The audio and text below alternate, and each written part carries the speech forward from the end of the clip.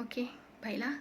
Sekarang kita akan teruskan kepada standard pembelajaran yang kedua dalam tajuk bab 1, iaitu menukar suatu nombor kepada nombor dalam bentuk indeks dan sebaliknya. Okey, macam mana cara kita nak tukarkan nombor dalam satu nombor kepada bentuk indeks dalam sesuatu asas. Okey, baiklah. Sebagai contoh, kita tengok contoh yang kedua ini ya. Tuliskan 64 dalam bentuk indeks dengan menggunakan asas 2, asas 4 dan asas 8. Okey. Untuk menukarkan sesuatu nombor ni ke dalam bentuk indeks, kita mempunyai dua kaedah, iaitu yang pertama, kaedah pembahagian berulang dan yang kedua ialah kaedah pendaraban berulang. Jadi kita akan lihat satu persatu kaedah ini, okey. Okey, sebagai contoh untuk soalan 2 tadi, dia nak 64 itu ditulis dalam asas 2, 4 dan 8. Jadi dengan menggunakan kaedah pembahagian berulang, asas 64 kalau dia nak dalam asas 2, 64 itu harus dibahagi dengan 2 secara berulang sehinggalah kita dapatkan jawapan akhir dia ialah 1. Okey, caranya ialah begini ya. Caranya ialah, katakan tadi kita nak bahagikan 64 kepada, nak jadi dia asas 2 ya. Okey, 64 nak jadi asas 2. Okey, baiklah macam ni ya. 64 gunakan pembahagian berulang, buat macam ni, bahagi 2. Okey, 64 bahagi 2, 32. Kat sini 32.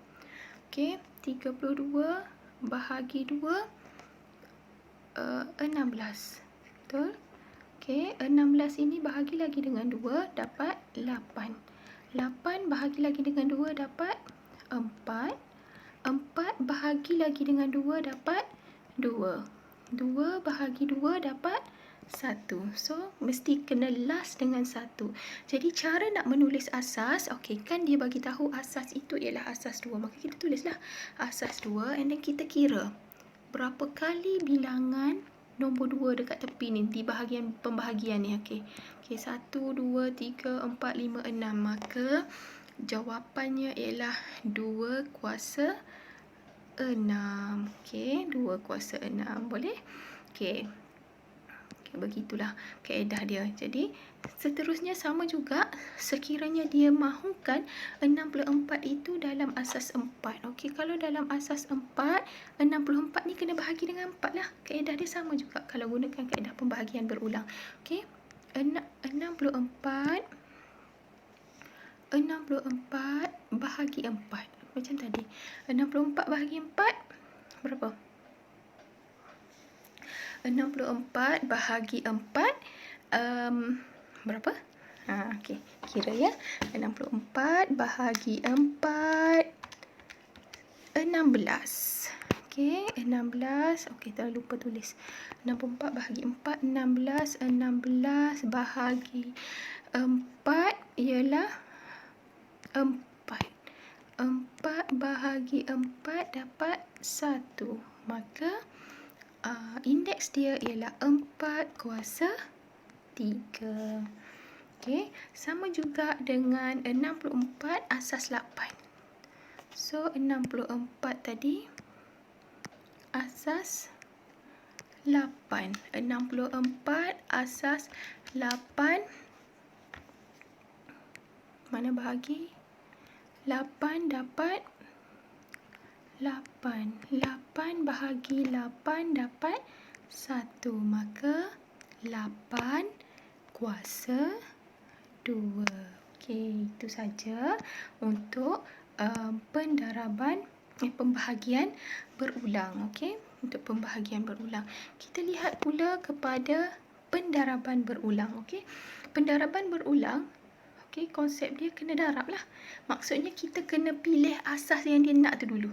Okey, katakan dia nak 64 ni dalam asas 2. Maka kita kena darabkan 2 ni sebanyak berapa kali sehingga dia jadikan dia ni 64. Sebagai contoh yang ini, 2 darab 2 darab 2 darab 2 sebanyak 6 kali. Jadi Dia dapatlah jawapan dia 64 sama dengan 2 kuasa 6. Sama juga kalau 64 dalam asas 4.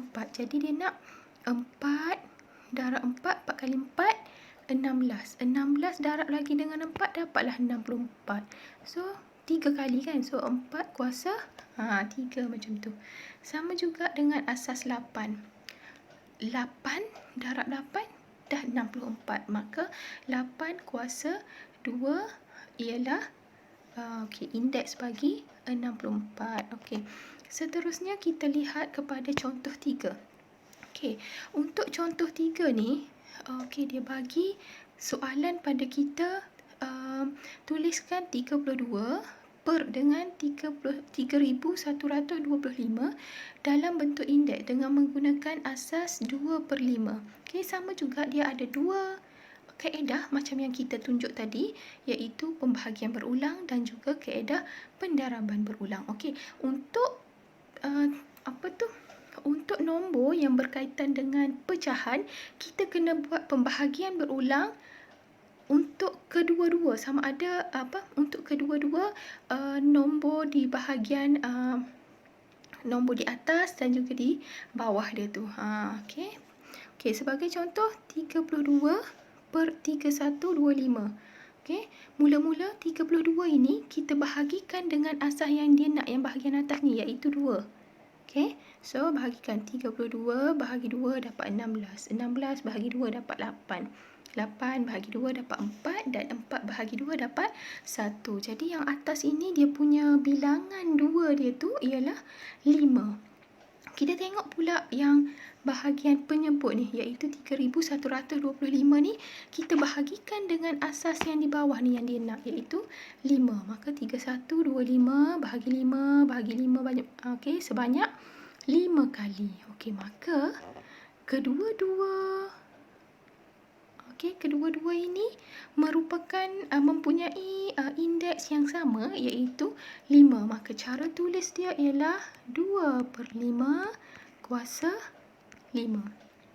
Okey, kalau kaedah pendaraban berulang pula, kita ambil je asas yang dia nak, iaitu 2/5.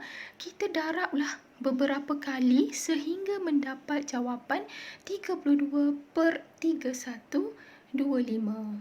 Okey, baiklah. Okey, sekiranya anda sudah faham, kita boleh lihat kepada uji minda 1.1b. Okey.